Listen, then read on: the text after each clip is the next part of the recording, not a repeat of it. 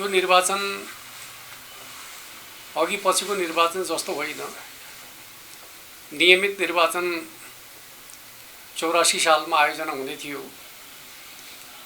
भदौ 23 र 24 को घटनाका कारणले गर्दाखेरि मुलुकमा 2 वर्ष अगावै निर्वाचन हुन गइरहेको छ।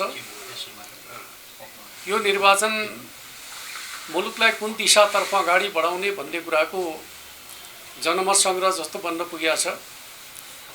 एक थरी राजनीतिक दल र शक्तिहरू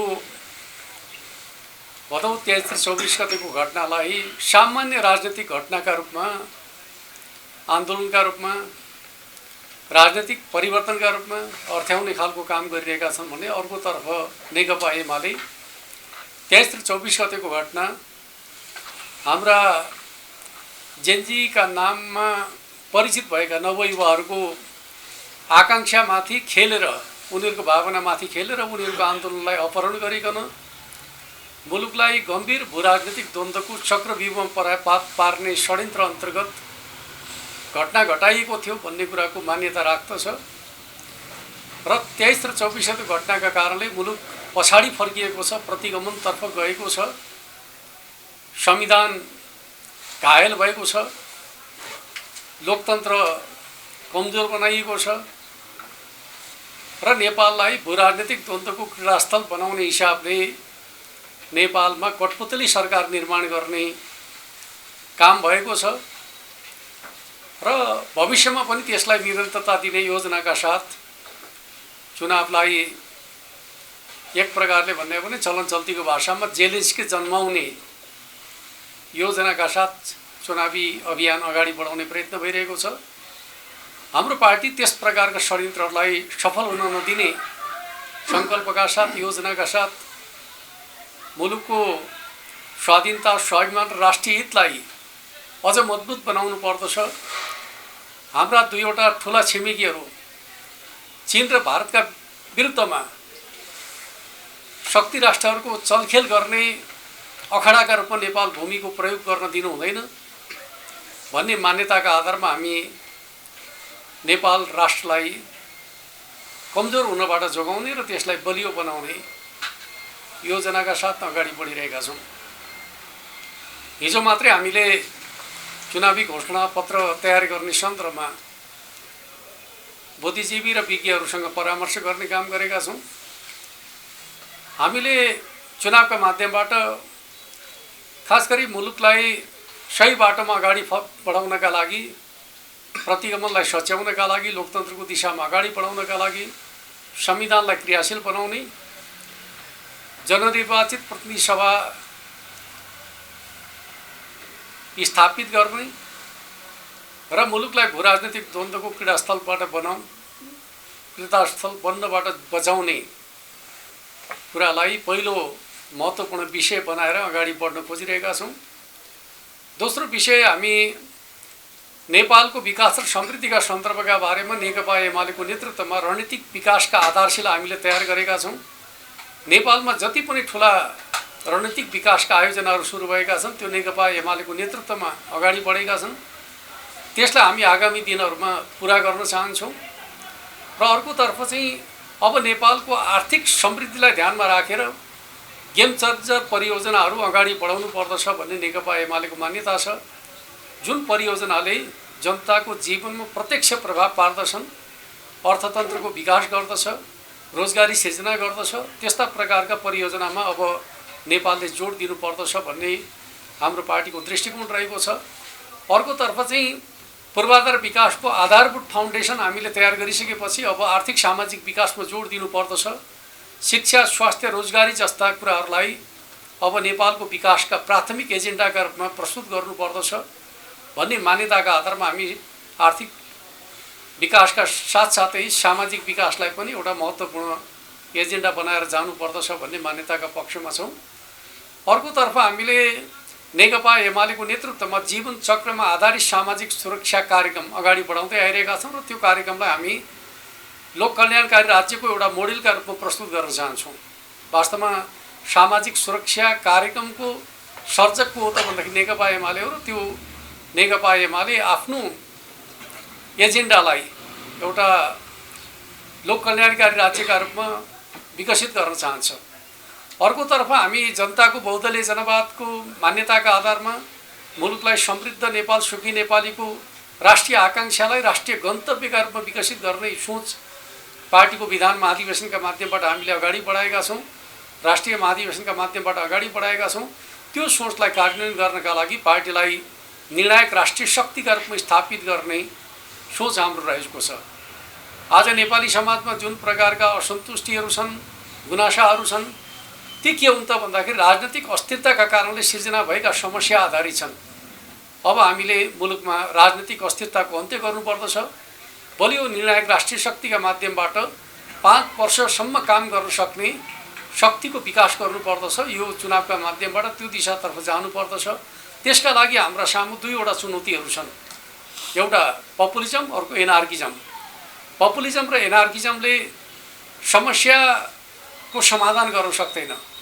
यसले राष्ट्रलाई तात्कालिक रूपमा मान्छेलाई प्रभावित गर्ने काम त गर्दछ, दीर्घकालीन रूपमा मुलुकलाई झन सङ्कटमा पार्दछ, जनमतलाई विभाजित गर्दछ, घृणाको राजनीतिलाई प्रवर्धन गर्ने काम गर्दछ। आज सोसल मिडियाका माध्यमबाट जुन प्रकारको घृणाको खेती भइरहेको छ त्यसले समाजलाई कमजोर बनाउँदछ भन्ने मान्यतालाई हामीले बुझ्नुपर्दछ। त्यस आधारमा अगाडि बढ्नुपर्दछ भन्ने मलाई लाग्दछ।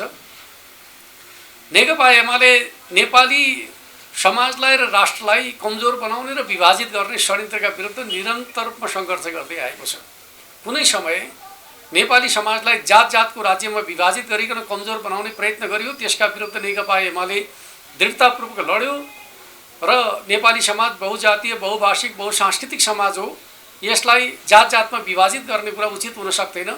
साझा राष्ट्र निर्माण नै हाम्रो बाटो हुनुपर्दछ भन्ने मान्यताको पैरवी गर्यो, त्यसलाई स्थापित गर्यो। अर्कोतिर नेपाली समाजलाई एक मधेस एक प्रदेशका नाममा विभाजित गर्ने कोसिस गरियो, त्यो पनि गलत मान्यता हो भन्ने कुराका पक्षमा दृढतापूर्वक नेकपा एमाले उभियो र त्यसलाई पनि उसले सच्याउने काम गर्यो। र आज मुलुकमा एक प्रकारले भने राज्य संरचनाका हिसाबले हामी सन्तुलित दृष्टिकोण स्थापित गर्न सफल भएका छौँ भने त्यो नेकपा एमालेको नेतृत्वमा ती कामहरू सम्भव भएका हुन् भन्ने कुरालाई हामीले बुझ्नुपर्दछ। आज फेरि नेपाली समाजलाई पुस्ताका नाममा विभाजित गर्ने कोसिस भइरहेको छ, नयाँ र पुरानो पुस्ता भनेर चाहिँ। खास गरी यो विभाजन पनि एउटा रणनीतिक चाल अन्तर्गत नेपाली समाजलाई विभाजित गर्ने काम भइरहेको छ। कुनै पनि समाजलाई कुनै नाममा विभाजित गर्ने कुरा उचित होइन, त्यसमाथि पुस्ताका नाममा समाजलाई विभाजित गर्ने कुरा त अझ उचित होइन।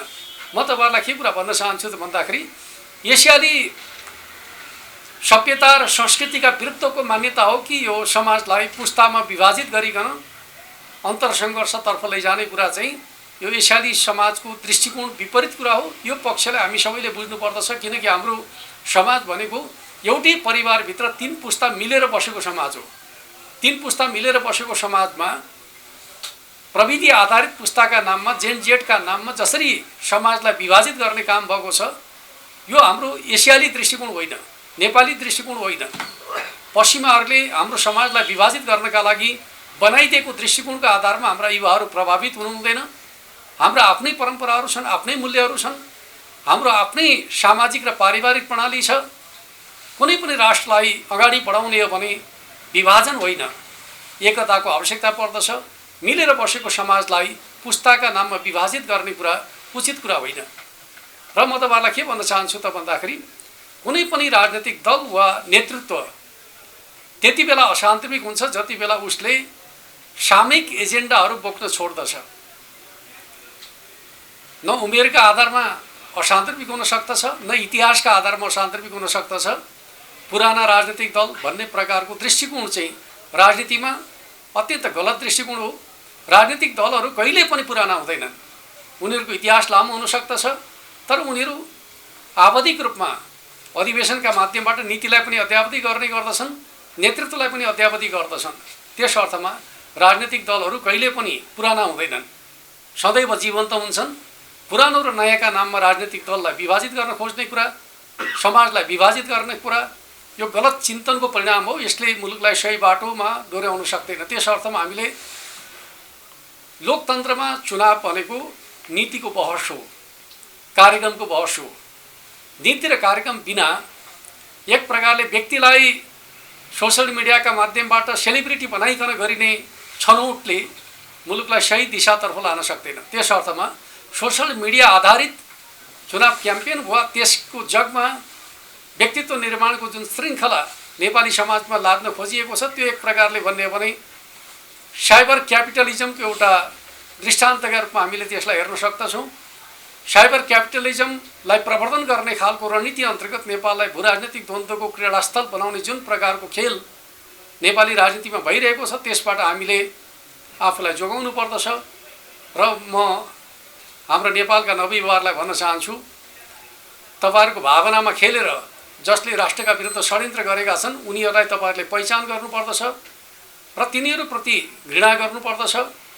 राष्ट्र बनाउने अभियानमा तपाईहरुको साथमा नेकपा एमाले छ। युवाहरूको सुरक्षित भविष्यका लागि नेकपा एमाले भूमिका खेल्नका लागि सक्षम छ। नेकपा एमालेले नै नवयुवाहरूको भविष्यलाई सुरक्षित राख्न सक्दछ भन्ने मान्यताका आधारमा हामी अगाडि बढ्न खोजिरहेका छौँ र अहिलेको चुनावको अभियानका सन्दर्भमा हामी मूल रूपमा यिनै मान्यताका साथ जनताका बीचमा जाँदैछौँ। अब त पहिले त अब यो नेपाली समाजलाई पुस्ताका रूपमा विभाजित गर्ने जे प्रयत्न भएको छ त्यो गलत हो र त्यसलाई जोड्नु पर्दछ। त्यस अर्थमा हाम्रो आफ्नो पूर्वीय संस्कृति र परम्पराका आधारमा सामाजिक र जुन पारिवारिक प्रणाली छ त्यो पारिवारिक प्रणालीलाई जोगाएर जानुपर्दछ। मलाई एउटा रमाइलो लागेको एउटा प्रसङ्ग म तपाईहरुलाई सुनाउन चाहन्छु। धेरै पहिले म पहिलोपटक अमेरिका जाँदाखेरि अमेरिकी सरकारले एउटा अध्ययन केन्द्रमा लिएर गयो मलाई, एसियन स्टडी सेन्टर। त्यहाँ गइसकेपछि मैले के का लागि तपाईहरुले यो सेन्टर खोल्नु भएको भनेर सोधेँ। उहाँहरूले के बताउनु भयो त भन्दाखेरि एसियाको फ्यामिली सिस्टमका बारेमा हामी अध्ययन गर्दैछौँ। किन आवश्यक पर्यो एसियन फ्यामिली सिस्टमको बारेमा अध्ययन गर्न भनेर जिज्ञासा राख्दा उहाँहरूले के भन्नुभयो, एसियामा एउटै परिवारमा 3-4 पुस्ता मिलेर बसेको हामी पाउने गर्दछौँ, तर हाम्रो समाजमा त 18 वर्ष पुगेपछि हाम्रा बालबच्चाहरू त परिवार छोडेर जान्छन् र हामी वयस्कहरू त एक्लो जस्ता बन्न पुग्दछौँ। एसियाली समाजमा कसरी मिलेर बस्न सक्छन् भन्ने कुराको अध्ययनका लागि हामी एसियन स्टडी सेन्टर खोलेर बसेका छौँ भनेर उनीहरू सुनाउँथे। उनीहरू एकातिर एसियाको समाज पारिवारिक प्रणालीका बारेमा चासो राख्ने, त्यसप्रति मोह जगाउने, हामी आफ्नो पारिवारिक प्रणाली भत्काउन लाग्ने कुरा चाहिँ कति उचित हुन सक्दछ। त्यस अर्थमा हाम्रो पारिवारिक प्रणालीलाई कमजोर बनाउने प्रकारको जुन प्रकारको पुस्ता विभाजन गर्न कोसिस भएको छ, पुरानो पुस्ता भर्सेस नयाँ पुस्ता गरेर मनोवैज्ञानिक खाडल सिर्जना गर्ने जुन कोसिस भएको छ त्यो चाहिँ हाम्रो परम्परा विपरीत कुरा हो। त्यसबाट हामी जोगिनु पर्दछ।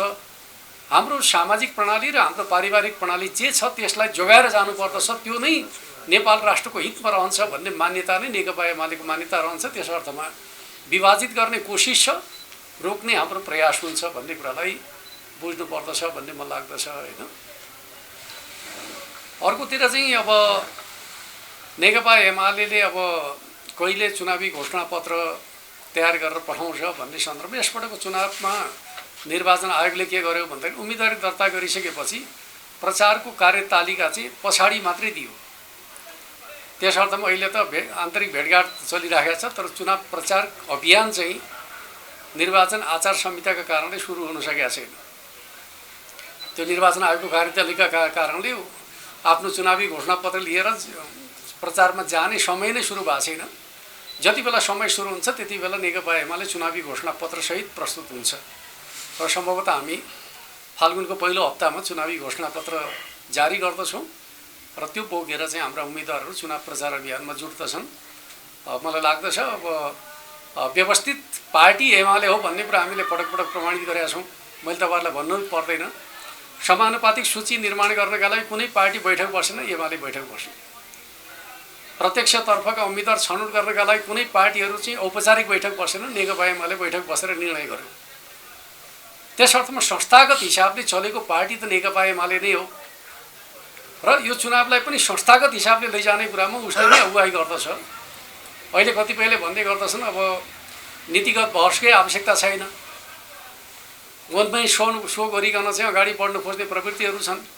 त्यो प्रवृत्ति लोकतान्त्रिक होइन। त्यस अर्थमा चाहिँ म के भन्छु भन्दाखेरि लोकतन्त्र भनेको संवादको प्रणाली हो।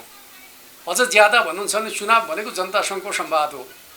जनतासँगको संवाद पनि आवश्यक नठान्ने, राजनीतिक दलहरूका बीचमा नीतिगत संवाद पनि आवश्यक नठान्ने, तर आफूलाई नयाँ वैकल्पिक शक्तिका रूपमा प्रस्तुत गर्ने कुरा चाहिँ उपयुक्त कुरा होइन भन्ने कुरालाई हामीले बुझ्नुपर्दछ भन्ने मलाई लाग्दछ।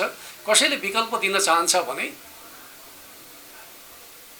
नीतिगत बहसमा जान सक्नुपर्दछ, तब मात्रै त्यसले विकल्प हो कि होइन भन्ने कुरा नीतिले निर्धारण गर्दछ, अनुहारले होइन। त्यो अनुहार पुरानो हो, यो अनुहार नयाँ हो भन्ने अर्थमा चाहिँ यो विकल्प हुँदैन। विकल्पका लागि नीति र एजेन्डा आवश्यक पर्दछ भन्ने कुरालाई हामीले चाहिँ यो निर्वाचनमा स्थापित गर्नु जरुरी छ भन्ने कुरा म तपाईहरुका बीचमा राख्न चाहन्छु। जहाँसम्म झापा 5 को सन्दर्भ छ, झापा 5 का जनताहरू राजनीतिक रूपमा जागरुक जनता हुन्, किनकि जसले पञ्चायतका विरुद्धको विद्रोहको सङ्घर्ष गरे त्यो ठाउँका जनताहरू, जसले हरेक लोकतान्त्रिक आन्दोलनमा नेतृत्वकारी भूमिका निर्वाह गरे त्यो ठाउँका जनताहरू पपुलिजम र एनार्किजमको प्रभावमा परिकन परिणामलाई नै तलमाथि पार्न सक्दछन् भन्ने खालको मान्यता पार्टीको छैन। होला, सोशल मिडियामा हुने हल्लाखल्लाले एक प्रकारको प्रभाव त पारेको छ, तर चाहिँ मतदाताका बीचको कुराकानी गर्नुहुन्छ भने हामी झापा 5 मा पनि सुरक्षित अवस्थामा छौँ। त्यहाँ कुनै प्रकारको चाहिँ जोखिमको अवस्था छैन भन्ने पार्टीको विश्लेषण रहेको कुरा म तपाईहरुका बीचमा राख्न चाहन्छु। जहाँसम्म दाङ जिल्लाको सन्दर्भ छ, विगतमा राजनीतिक दलहरूका बीचमा गठबन्धन भयो, महागठबन्धन भयो। दाङ जिल्ला फेरि यस्तो जिल्ला हो जहाँ माओवादीको पनि प्रभाव क्षेत्रका रूपमा रहेको, नेपाली कांग्रेसको परम्परागत प्रभाव क्षेत्र रहेको त्यस्तो जिल्लामा प्रमुख पार्टीहरूका बीचमा गठजोड रहँदाखेरि पनि नेकपा एमाले 200 भन्दा कम मतमा चुनाव हारेको अवस्था हो। अहिले राजनीतिक दलहरू एक्लै चुनाव लडेको अवस्था र अर्कोतर्फ विगतमा शङ्कर पोखरेलले चुनाव हार्दाखेरि दाङ जिल्लाले धेरै अवसरहरू गुमायो भन्ने कुराको अनुभूति नै दाङ जिल्लामा अहिले दंगाली जनताका बीचमा चर्चाको विषय, छलफलको विषय, बहसको विषय बनेको मैले महसुस गरेको छु। त्यस अर्थमा यसपटकको चुनावमा तपाईले भने जस्तै दंगाली जनताहरू राष्ट्रिय राजनीतिमा दाङको भूमिकालाई स्थापित गर्ने गरी शङ्कर पोखरेललाई जिताउनु पर्दछ भन्ने निष्कर्षमा पुगेको मैले पाएको छु। फोलेन वास्तवमा भन्दै हो भने नेपाल सरकारले स्रोत जुटाउने क्रममा दाङ जिल्लाको फोलेनका सन्दर्भमा र थुप्रै आयोजनाहरूका सन्दर्भमा भूकम्पका बेला नरेन्द्र मोदी नेपाल आएका बखत 1 खर्ब बराबरको ऋण सहायता उपलब्ध गराउने घोषणा गर्नुभयो र त्यो एक्जिम बैंक मार्फत ऋण उपलब्ध गराउने नीति अन्तर्गत केही परियोजनाहरूमा एक्जिम बैंकको ऋण सहायता प्राप्त गर्ने नीति बनाइयो र त्यो नीति अन्तर्गत दाङको 4 लेन सडकका लागि चाहिँ ठेक्का लाग्यो र त्यो ऋण सहायता अन्तर्गत भारतीय ऋणका लागि भारतीय निर्माण कम्पनीहरूले नै प्रतिस्पर्धा गर्ने भन्ने खालको नीति थियो। त्यसर्थ भारतीय कम्पनीले ठेक्का लियो, तर उसले काम गर्ने सिलसिलामा भारतीय सामग्री नै प्रयोग गर्नुपर्ने भन्ने खालको शर्तबन्दीका कारणले उसले सोचे अनुसारको काम गर्न सकेन र ठेक्का अलपत्र पर्दाखेरि दंगाली जनताहरू अत्यन्त चिन्तित रहेको अवस्था थियो र शर्त यथावत रहेको अवस्थामा भारतीय एक्जिम बैंकको ऋण सहायताबाट सडक बनाउने कुरा धेरै जटिल थियो। त्यस अर्थमा त्यो ठेक्कालाई क्यान्सल गरिकन एक्जिम बैंकको स्रोतबाट अलग गरिकन नेपाल सरकारकै स्रोतमा आयोजना सुरु गर्ने गरी अर्थ मन्त्रालय र भौतिक योजना मन्त्रालयसँग छलफल गरिकन चाहिँ निष्कर्षमा पुर्याउने खालको कामको नेतृत्व म आफैले गरेको थिएँ। ती कुराहरू पहिले नै सार्वजनिक भइसकेका छन्। अब जहाँसम्म ठेक्का प्रक्रिया त सम्बन्धित मन्त्रालयको विषय हो, तर स्रोतलाई एक्जिम बैंकबाट नेपाल सरकारको आफ्नो आन्तरिक स्रोतमा निर्माण गर्ने कुराको सुनिश्चितताले नै आज दाङको सडक निर्माणको प्रक्रियाले गति लिएको छ र दंगालीहरू चाहिँ धेरै आशावादी पनि छन्, कामको प्रगतिबाट सन्तुष्ट पनि छन्। त्यसले चाहिँ छोटो समयमा हामी परिणाम प्राप्त गर्न सक्दछौँ भन्ने मैले पनि महसुस गरेको छु। 21 गते पछाडि आउने परिणामका सन्दर्भमा मैले तथ्याङ्क त किन सोध्नुहुन्छ र हैन। हामी प्रतिस्पर्धामा रहेका दलहरू सबैलाई विश्लेषण गर्दाखेरि हामी पहिलो स्थानमा छौँ। त्यस अर्थमा चाहिँ हाम्रो स्थिति के रहन्छ भन्ने कुरा जनमत कति विभाजित हुन्छ भन्ने कुराले निर्धारण गर्दछ। अब एउटा किताको जनमत म तपाईँलाई के भन्न चाहन्छु भन्दाखेरि 23 र 24 गतेको घटनालाई हेर्ने दृष्टिकोणमा दुईटा जनमत छन्। एउटा जनमतको एकल नेता नेकपा एमाले हो, अर्को दृष्टिकोणको चाहिँ पक्षमा रहेका दलहरू धेरै छन्। एउटा मात्रै दल भएको भए के हुन्छ भन्ने कुराको आकलन तपाईँहरूले गरे जस्तो चाहिँ नेकपा एमाले पछाडि पर्छ होला भन्ने कुराको विश्लेषण मिल्दथ्यो। एउटा दृष्टिकोणको पक्षमा नेकपा एमाले एक्लै छ, बाँकी अर्को दृष्टिकोणका पक्षमा चाहिँ दर्जनौँ दलहरू छन् र उनीहरूका बिचमा मतविभाजन हुनेवाला छ। त्यस अर्थमा नेकपा एमालेको पक्षको जनमत चाहिँ विभाजित भएको जनमतको तुलनामा चाहिँ त्यो एक्लो जनमतको स्ट्रेन्थ चाहिँ स्वाभाविक रूपमा बढिरहन्छ। र हामीले के अपेक्षा गरेका छौँ भने हाम्रो लोकप्रिय मत 79को निर्वाचनको तुलनामा बढ्नेछ। विगतमा हामीले 27% हाराहारीमा मत प्राप्त गरेका थियौँ। अब त्यो मत चाहिँ 30 देखि 34% हाराहारीमा पुग्न सक्दछ भन्ने आकलन गरेका छौँ। र अन्य जनमत चाहिँ बाँकी रहेको जनमत कति भागमा विभक्त हुन्छ र कुन रूपमा विभक्त हुन्छ भन्ने कुराले परिणामले प्रभाव पार्दछ। धेरैमा विभक्त भयो भने हामी बहुमत प्राप्त गर्दछौँ, खास शक्तितर्फ केन्द्रित भयो भने चाहिँ त्यो सङ्ख्या घटेर हामी लार्जेस्ट पार्टी बन्दछौँ। राष्ट्रिय रूपमा हामी तालमेलको पक्षमा छैनौँ।